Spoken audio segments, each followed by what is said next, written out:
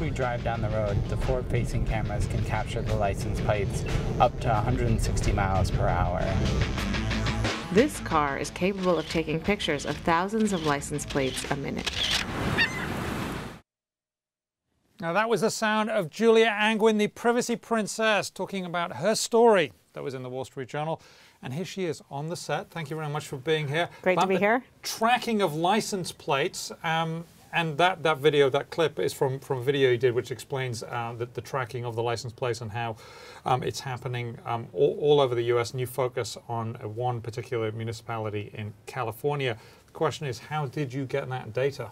So we learned that this license plate tracking was going on very widely, and also that a lot of municipalities were keeping the data for a really long period of time. So they know where your car was over maybe the past 5 years, possibly every week or so.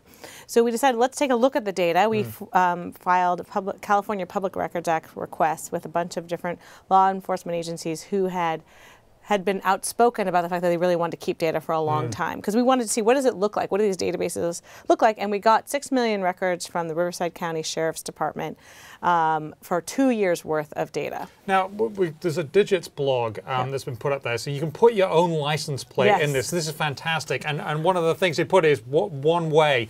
No one has a license plate with one way, but that's something different. Right. So one thing that was surprising about this database is that actually what we saw was that when you looked at the most watched vehicles, a lot of them were road signs. So they don't tend to move a lot, do they? So 13,873 times that was picked up, which I guess is because, you know, there's a lot of one-way signs. There seem to be a lot of one-way signs. In fact, I was thinking of changing my license plates to one-way because then I would never be tracked. How would they find me amidst all those road signs? That's a good idea. Yes, it was actually already taken in New York. I looked.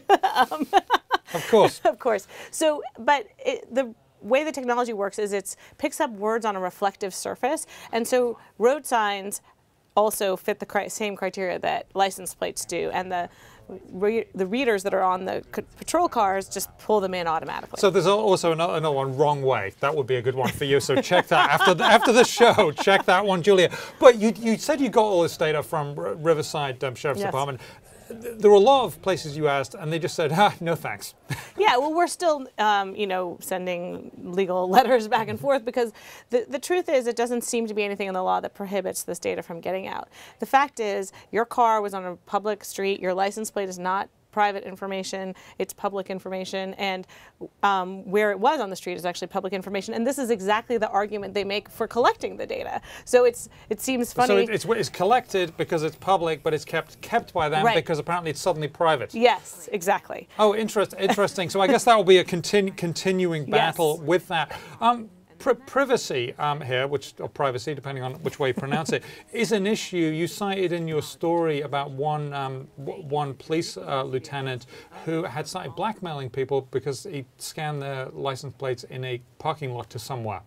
Yes, so one of the famous cases, there's a lot of cases over time about how license plate data has been abused. The most famous one actually is a woman, an actress who was murdered, Rebecca Schaeffer, back in the 80s or 90s, when somebody went and looked up her license plate and then found her address and went home to murder her. And they passed a law at that time, the Driver's Privacy Protection Act, that was supposed to limit who can get access to the database of names attached to each vehicle. However, the problem is, authorized users of that database, such as this police lieutenant, still have abused it in the past, right? So this guy was going to gay bars, looking up the plates of everybody parked nearby, and then blackmailing the married men that he found who were at these bars. Which is diabolical, and he just got out of jail, so it is. He did hopefully he learned his lesson and will not be doing that again. Obviously, we don't have time to do all the stuff that we want to talk to you about here, but a great story, and I recommend everybody reads it. Julia Angwin, the privacy princess, here at the Wall Street Journal.